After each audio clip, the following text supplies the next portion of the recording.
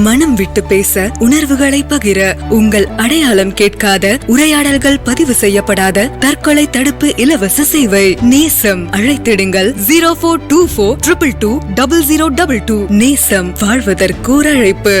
கேள்வி: கேம்பிளிங்கில் ஈடுபடுறதுனால நம்ம மென்டல் ஹெல்த்துக்கு எப்படி பாதிப்பு ஏற்படும்? அதாவது சூதாட்டத்தில் ஈடுபடுவதால் மனநலம் பாதிக்கப்படுமான்னு கேட்டிருக்காங்க.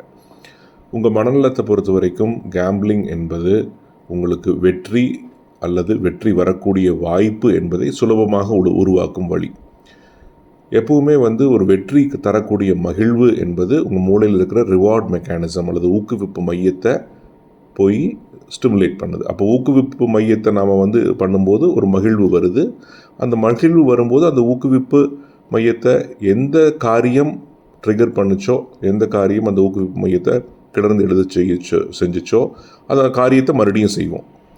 உதாரணத்துக்கு, ஒரு பையன் நல்லா படித்து நல்ல மார்க் வாங்கி எல்லாரும் பாராட்டுனா அவனுக்கு ரிவார்ட் மெக்கானிசம் வேலை செய்து அவன் மீண்டும் நல்லா படிப்பான்.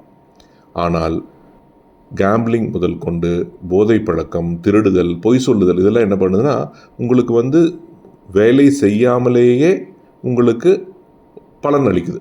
பொய் சொல்வதால் இமீடியட்டாக ஒரு பலன் கிடைக்குது. அப்போது நீங்கள் மீண்டும் மீண்டும் பொய் சொல்லி தான் பழகுவீங்க.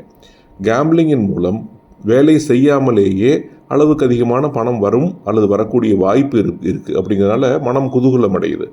அதனால் மீண்டும் மீண்டும் அதில் அந்த செயலிலே ஈடுபட தூண்டும்.